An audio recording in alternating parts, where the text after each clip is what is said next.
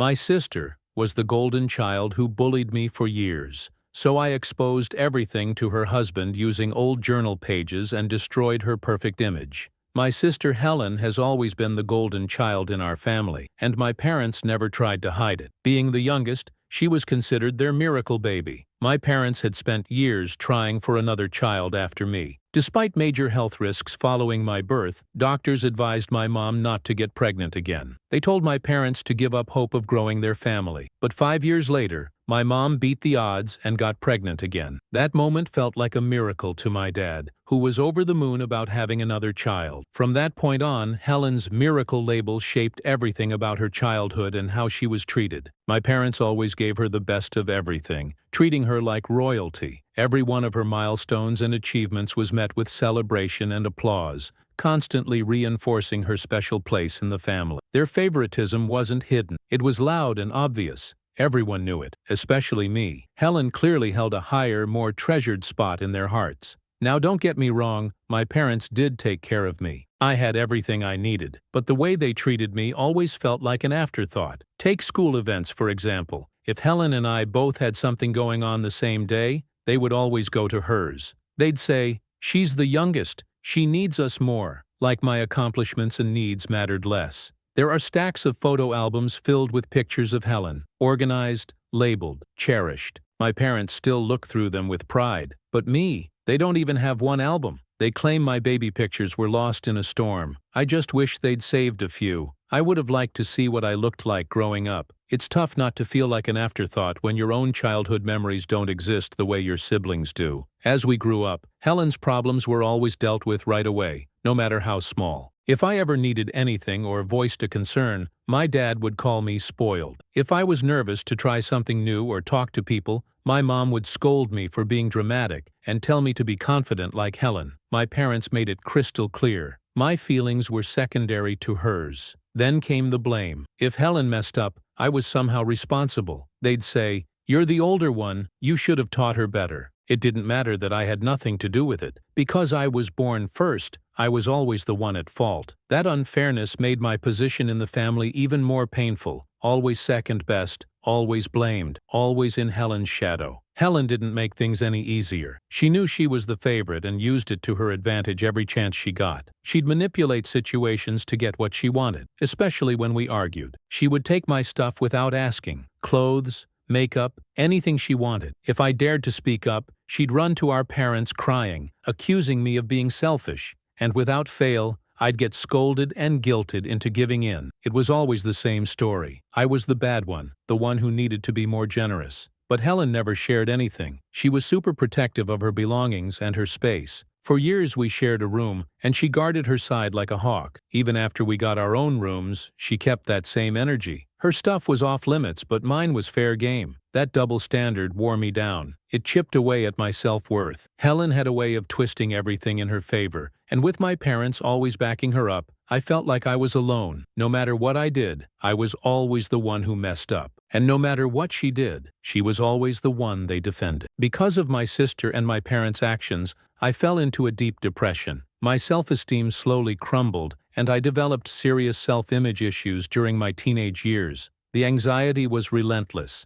especially when Helen would pick fights or mock me. I lived in constant fear of confrontation, always walking on eggshells. My parents' loud, aggressive yelling often pushed me to the edge of panic attacks. When they got too close during one of their tirades, I'd feel like I couldn't breathe, like I was suffocating beneath the weight of their anger and disappointment. No one in my family ever seemed to notice or care about what I was going through. I felt trapped, like a caged animal stuck in a cycle of emotional and psychological abuse, completely alone with no one to turn to. The only comfort I had was my journal. Every night I would write down my thoughts, my fears, my frustrations, and my sadness. It was the only place where I could be fully honest about what I was experiencing. Putting my feelings on paper helped me process the chaos and find a sliver of peace. I always kept the journal hidden under my bed, terrified Helen would find it and mock me for being too emotional. One day, my worst fear came true. Helen, who constantly snooped through my things even after I'd begged her to stop, found my journal while I was out. She must have read it, violating the one place where I could truly be myself. That evening when I got home, I saw my parents and Helen sitting silently in the living room, their faces unusually serious. For a moment I panicked, thinking maybe someone in the family had died. I asked if everything was okay. My dad motioned for me to sit down and said they needed to talk. My chest tightened as I obeyed, dread spreading through me like wildfire. That's when my mom pulled out my journal from behind her back. My eyes widened in disbelief. I demanded to know what she was doing with it. Helen just smirked, clearly enjoying the chaos she had created. My mother looked at me with a cold, unfamiliar seriousness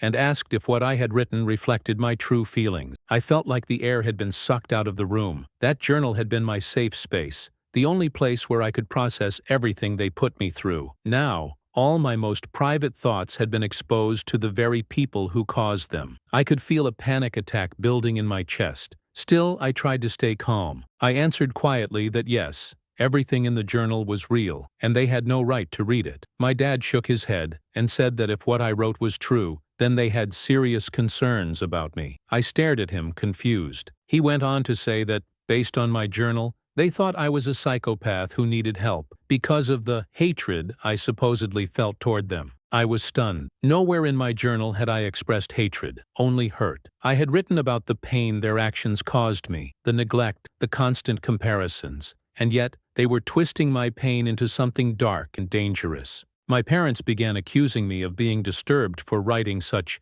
dark things and called me a psychopath for even keeping a journal. My mom claimed she and my dad never treated me the way I had described. She said I was making it all up in my head, writing fiction to fill the pages. She insisted I needed help before I hurt someone. Helen chimed in too, saying she was embarrassed to be related to someone like me and that my behavior was clearly not normal. I tried to defend myself, explaining that I had never written anything bad about them, that the journal was just me trying to make sense of my life, but they didn't care. They were stuck on the idea that something was wrong with me. Nothing I said mattered. They had already decided I was the problem. I felt exposed, humiliated, and completely alone. They had taken the one shred of privacy I had left and weaponized it against me. Then, to make things worse, my parents said they were taking me to see a psychiatrist the next day. Not out of concern, but because they believed I needed serious help before things went south. Their words were dripping with judgment and false concern, making it clear that they saw me not as a person in pain, but as a problem to be fixed. I felt utterly betrayed and powerless, as if they were rewriting the truth just to protect their version of events. That sense of helplessness followed me for months. But when I finally crossed state lines and started over somewhere new, I felt a kind of freedom I'd never known before. Still, getting there was far from easy. My family's refusal to acknowledge the damage they had caused cut deeper than anything. Instead of admitting the truth, they turned the blame on me. It only reinforced the alienation and loneliness I had always felt. When I first started therapy, I felt so uncomfortable and guilty, like I'd actually done something wrong. I had internalized the idea that I was the issue in our family, and I was ashamed to speak about it. But my psychiatrist recognized that hesitation and used my journal as a way to connect with me. She would read entries and gently ask questions about what I'd written. That approach made it easier for me to open up. I'd always been better at expressing myself on paper, so using the journal in our sessions helped me process everything. As the weeks passed, I began to trust her. Slowly, I shared more about how I'd been treated my whole life, how the favoritism, the constant blame, and the emotional neglect had made me feel invisible and broken. For the first time, someone truly listened. She validated my pain and helped me see that my feelings weren't just valid. They were the result of very real and unfair treatment. It was a painful process, but it opened my eyes to the truth. I wasn't the problem my family painted me to be. Eventually, my psychiatrist called my parents in for a session. She told them, point blank, that their behavior had been damaging. At first, they were defensive. They argued that they had provided for me, that I should be thankful instead of blaming them. But my psychiatrist didn't let them off the hook. She reminded them that having children is a choice, and providing basic needs doesn't erase the responsibility to nurture and love equally. She calmly but firmly detailed all the moments I had shared with her, the favoritism, the blame, the way they dismissed my feelings, and explained how those things led to my anxiety and depression. For once, my parents had to hear it from someone else. The silence and shame on their faces said it all. They had never been held accountable before, and now they were being forced to face the reality of what they'd done. I thought maybe things would finally change. But on the way home, my dad told me they were pulling me out of therapy. He claimed the psychiatrist was biased and sided with me unfairly. My mom backed him up, saying that since I blamed them for everything, there was no point in wasting money on someone who only made things worse. I felt crushed. After everything we'd discussed, they still refused to take responsibility. It was like the session had never happened. I was just a teenager, powerless to defy them or continue therapy on my own. Even though I couldn't go back, the sessions I did have helped me more than they knew. I'd gained tools to manage my emotions and, most importantly, a better understanding of my reality. I realized that if I wanted things to change, I would have to be the one to make it happen. That meant shifting my focus entirely to school. I poured myself into my studies, more determined than ever to improve my grades. I saw college as my only escape, my one shot at freedom. At home, I started emotionally disconnecting. Whenever I was around my family, I shut myself off to protect my peace. I refused to let their opinions or behavior hurt me any longer. I stopped journaling, knowing how dangerous it was for them to have access to my private thoughts. Instead, I set clear mental boundaries and gave everything I had to my academic goals. And it worked. When I got accepted to a great university on a full scholarship, one that happened to be out of state, my parents didn't take it well. They were completely against it, but this time, I didn't care. It was my life, and for the first time, I was finally taking control. So when I decided to host her birthday, it wasn't just about cake and decorations, it was about showing up, on my terms. Her tone was unusually sweet, almost forced, and it immediately made me suspicious. I politely declined, telling her that I wasn't feeling up to it and preferred to stay home and rest. She pressed, saying it would mean a lot to her if I came, that she wanted to make amends and reconnect. Despite her attempts to sound sincere, I didn't buy it. There was too much history, too many past wounds that hadn't healed. I told her I'd think about it just to get her off the phone, but deep down, I already knew my answer. Moving out and cutting ties with my family had been the turning point of my life. When I left for college, far away and with all my documents in hand, I wasn't just escaping, I was reclaiming my freedom. At the time, my parents didn't realize it would be the last time they'd see me for years. Even when they tried to call or visit, I stayed distant. I never came home for holidays. Whenever they tried to guilt-trip me, I shut down immediately. I wouldn't let them manipulate me again. I cut off my sister entirely, treating her as if she didn't exist. With that newfound independence, I poured everything into my future. After graduating, I landed an incredible job and never looked back. For years, I mirrored the emotional detachment my parents had once shown me, but everything shifted when I got engaged to the love of my life. Word of my wedding reached my parents through extended family, and they finally reached out. They were shocked that I hadn't invited them. When they called, their tone was different, hesitant, humbled. For the first time, they apologized. They admitted their past mistakes, expressing regret, and asking to be part of this new chapter in my life. They couldn't change what had happened, they said, but they hoped to build new memories,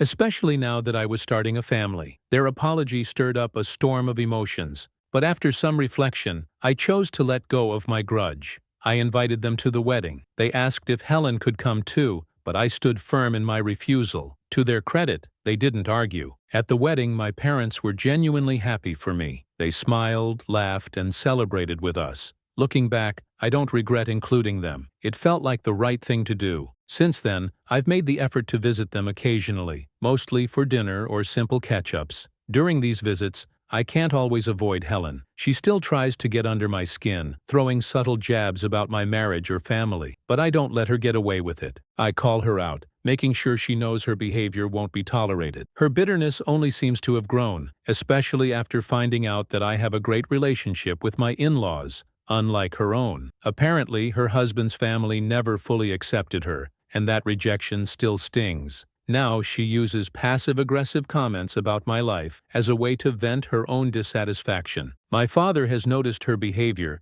and has even told her to stop on multiple occasions, but she never listens. She keeps throwing her little barbs, hoping I'll break, but I don't. 4 months ago, I found out I was pregnant. My husband and I were absolutely thrilled. Since he earns double what I do, we decided together that I would step away from work for a while to focus on my health and the baby. His support, and that of my in-laws, has been amazing. They've helped me in every way imaginable, ensuring I feel loved and cared for. Helen, of course, didn't take the news well. When she learned I'd left my job to focus on the pregnancy, she was livid. Her anger came from her own experience. Her husband never let her stay home during her pregnancies because they relied on both incomes. She never got the chance to rest or take a break. So now, she lashes out at me. She criticizes my decision constantly, calling it foolish and humiliating. I usually just laugh it off and remind her that I have the flexibility to return to work whenever I choose, thanks to my professional background. But Helen always finds a way to twist the story. She's insisted that my husband must be controlling and that I've let go of my independence. The irony, of course, is that this was entirely my decision. Her judgment is less about me and more a reflection of her own unhappiness. That's why I avoid her whenever I can. I've fought too hard for my peace to let her drag me back into drama. Just a week ago, she called, inviting me to her birthday dinner party. I knew what that meant. I'd have to face them again. I never thought I'd need those snapshots, but now they felt like the perfect reminder of everything Helen had done. All the hurt, the manipulation, the cruelty. It was all there in those pages. I read through them, tears burning in my eyes, not just because of the past, but because I had allowed myself to believe, even for a moment, that things with Helen might ever change. That maybe, just maybe, she had grown. Clearly, she hadn't. When Helen invited me to her birthday dinner, she made it seem like a casual family gathering. She said our entire family and her in-laws would be there, and wanted both me and my husband to attend. Given how little I'd been out since getting pregnant, I actually welcomed the idea. I thought being around so many people would keep her from zeroing in on me, so I agreed to go. But of course things didn't go as planned. My husband ended up swamped with a last-minute assignment at work. He was already stressed and kept apologizing for not being able to leave on time. I told him it was okay. I understood. These things happen. When he finally picked me up, we were pretty late, but I still didn't want to cancel. I figured it was better to show up late than not at all. When we arrived, I quickly realized we had missed the bulk of the event. Most of the guests had already eaten and were mingling. Even my parents had left, as my dad doesn't like driving at night. My sister immediately called us out for being late. I didn't blame her for being frustrated, and I stepped in to apologize for my husband, who was clearly uncomfortable. She led him to a seat and fixed him a plate of food, which was a relief. But then, she pulled me aside into the kitchen. That's when she told me there was no food left for me. Everyone had already had second or even third helpings. I was stunned. I hadn't eaten, and being pregnant made that even harder to cope with. Still, I didn't want to start an argument. I calmly suggested ordering something online for myself to avoid more trouble. She agreed to order food, which I appreciated, but then she added that since I had come late and hadn't helped at all during the evening, the least I could do now was help clean the dishes.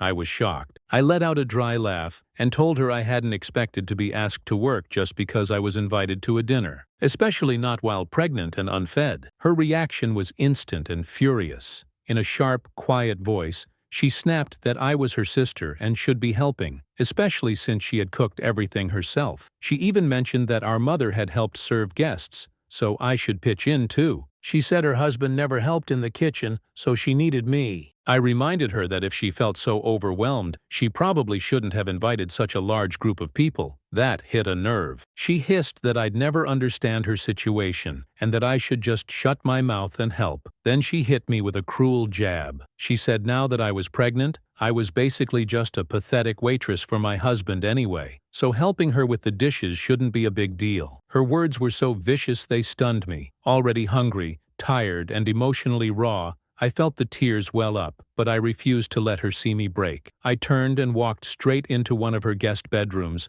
shutting the door behind me. I needed a moment to breathe, to pull myself together. My old panic response began to creep in. Tight chest, shaky breath, blurry vision. I hoped no one noticed, especially not my husband. I just needed space. As I sat alone, trying to calm my nerves, a wave of anger swept through me. I had tried to give Helen chance after chance, but she hadn't changed. She was the same manipulative, cruel person she'd always been. I realized in that moment that she needed to be reminded of everything she had put me through. She needed to understand that I wasn't the same scared, silenced girl I used to be. That's when I remembered the photos. Images of the old journal entries I had taken with my phone before leaving home years ago. I'd backed them up in my email just in case. I never thought I'd use them, but now it felt like the right time. And before I go any further, you should know, I didn't take any of these steps lightly. It wasn't out of pettiness or revenge. It was about finally standing up for myself after a lifetime of being mistreated,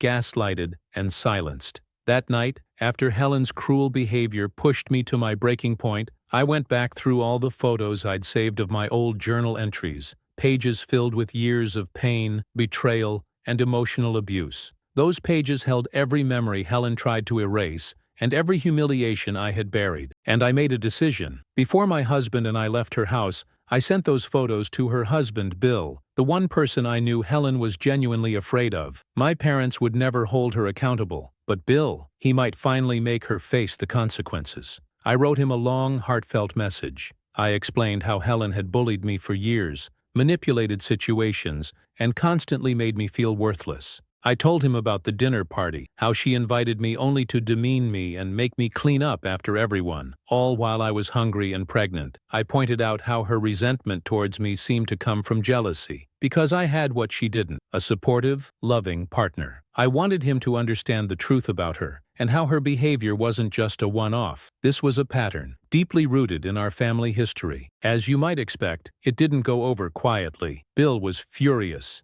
He confronted Helen, and they had a major blow-up. He couldn't believe how long she had been bullying me, and how she had spun false narratives to their family for years. He even told my parents that he now saw Helen in a completely different light. Of course, my mother blamed me entirely, claiming I had gone too far by exposing Helen. My dad surprisingly stayed neutral, maybe for the first time ever. For those asking, yes, my husband was just as angry as I was. When I told him everything Helen said to me at the dinner, he was livid. He called her directly and made it very clear she was out of line. He told her to stop making snide remarks about our family and reminded her she didn't know half the story. I've never seen him so protective before, and I'm sure Helen didn't expect that kind of reaction. She hasn't said a word to me since. A lot of you have asked why Bill's response was so intense. The truth is, his own family has always seen Helen as selfish and inconsiderate. For years they've voiced their disapproval of her, but Bill, blinded by love, kept defending her. He gave her the benefit of the doubt, thinking she just had a difficult personality. But when he read the journal entries, it was eye-opening. He realized how little he actually knew about her past, especially about the way she treated me. Helen never told him the truth. She kept our entire history hidden from him, which is why he always assumed we were just not close. But after hearing my story and reading my words, the dots connected for him. He told me on a recent phone call that it all made sense now, how his own family's discomfort, his own subtle doubts, and her tendency to blame everyone else were signs he had ignored. He even admitted he's now concerned about how she might be treating their child when he's not around. Let me clear up a few final things. Yes, Helen blamed me entirely for everything and sent me a storm of hateful messages after the party. That is, until my husband shut her down once and for all. Since then, she's gone completely silent. My mom, on the other hand, keeps pressuring me to apologize, to fix things by telling Bill I exaggerated the trauma from my childhood. I refused. I told her plainly that if she continues to enable Helen and defend her lies, my husband and I will have no choice but to cut contact with her too. My dad understands. He hasn't said much, but he hasn't condemned me either, which honestly says a lot coming from him. At the end of the day, I'm not sorry for defending myself. Not anymore. I don't know what decision Bill will ultimately make about his relationship with Helen. That choice belongs to him alone. All I ever wanted was to expose the truth, to make my sister understand that she couldn't continue tearing me down without consequence. I wanted her to realize that her words and actions had real impact and that I wouldn't stay silent anymore. I don't regret what I did, not one bit. For the first time I stood up for myself in a way that couldn't be ignored or twisted. And now, the rest is up to Bill. It's his future, his marriage, and his call to make,